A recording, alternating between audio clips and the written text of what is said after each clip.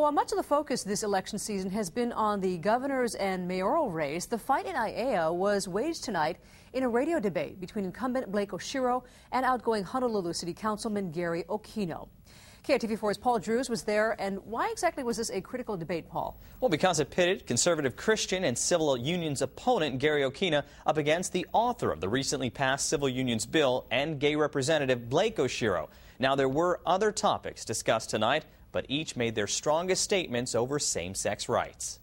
This is Hawaii Public Radio, and you're tuned in to our live political debate. It was a chance for voters to listen to the two Democratic candidates running for State House District 33 and hear their differing positions.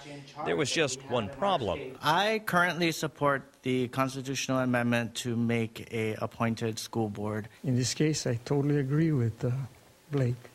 When it came to a number of issues like rail, Aloha Stadium, and jobs, these two candidates largely agreed with one another. I am opposed to the continued sending away of our prisoners. I agree. I don't think we should be sending our prisoners away. I mean, it's our problem. But there was one topic where these candidates clashed. I don't believe that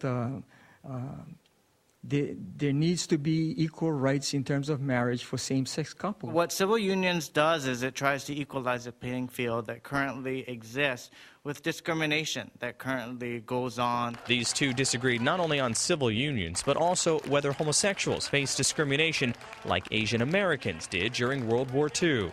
To say that there's equality, I think is wrong. I'm obviously going to disagree. Those in the audience admit civil unions will be a central issue in this election, but not the only one. I think it's one of key issues within this district, but I think it's many other issues relating to education, our economy, but I think civil unions will definitely be highly looked at. And in the end, the candidates differed on another point. Oshiro looked back on what he's been able to accomplish during his time as a state representative, while Okino looked to the future as he talked about the need for new representation.